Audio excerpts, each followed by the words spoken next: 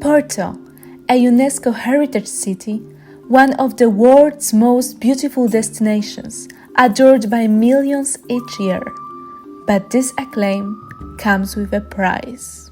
Global tourism revenue reached an incredible $1.6 trillion in 2023. Nearly 975 million people traveled internationally, enjoying the thrill of exploration. Among the top destinations in Europe, Porto hosted over 7 million visitors, a notable 28% rise compared to 2022. Porto's lively atmosphere continues to attract travelers worldwide, securing its place as a favorite destination. Tourism can boost the economy, but it can also pose serious challenges to local communities and the city itself. The issue arises with overtourism, the situation when too many visitors concentrate in the same areas. This puts pressure on the environment, disrupts daily life for residents, and reduces the overall quality of the visitor experience. With more and more visitors, the pressure on the environment is getting stronger. Tourism in Porto strains resources, worsens water scarcity, damages heritage sites, and pollutes air and water through waste and emissions. Activities like river cruises disrupt ecosystems and highlight the need for sustainable practices.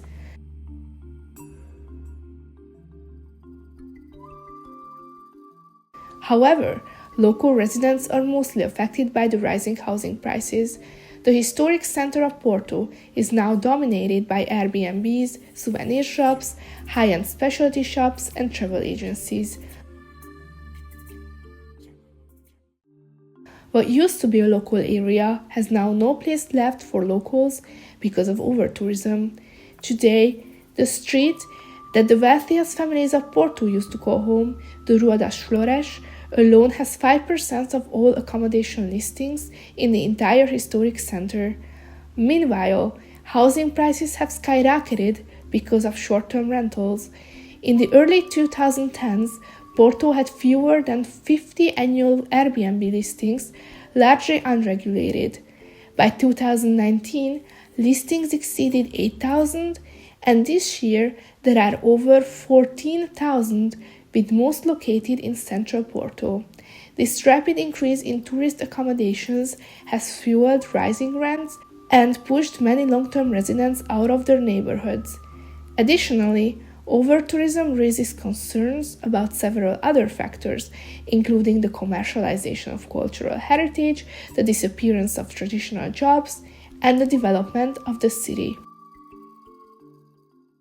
But how can Porto find a balance? Sustainable tourism can be a solution. We hope that by encouraging visitors to explore beyond the crowded city center, we can reduce the pressure on popular areas while sharing Porto's beauty more widely. As an Erasmus student, you find yourself uniquely positioned between the roles of a tourist and a resident. You can avoid contributing to overtourism by traveling to places that are less mainstream or less popular. Here are a few alternative places you should explore instead of only sticking to the historic city center.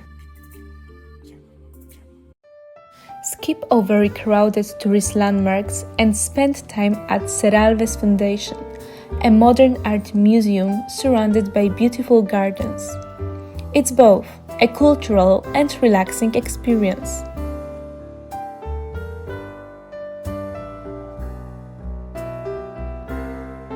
Instead of sticking to the Ribeira district, head to Foz do Douro, where the Douro River meets the Atlantic Ocean.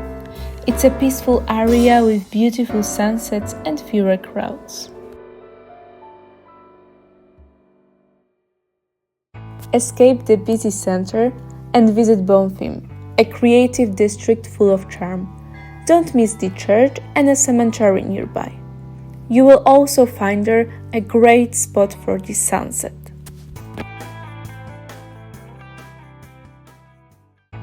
Visit Parque da Citada, a big urban park that is perfect for picnics, cycling, or simply enjoying nature.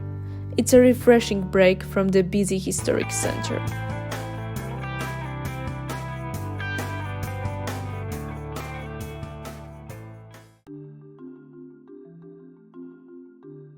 In a city as special as Porto, it's essential to find harmony between tourism and local life. By promoting sustainable practices, we can protect Porto's character, preserve its environment, and ensure it remains a welcoming place for everyone, visitors and residents. Overtourism threatens the heart of cities like Porto. Responsible tourism begins with awareness. Together, we can preserve our world's heritage sites for the future.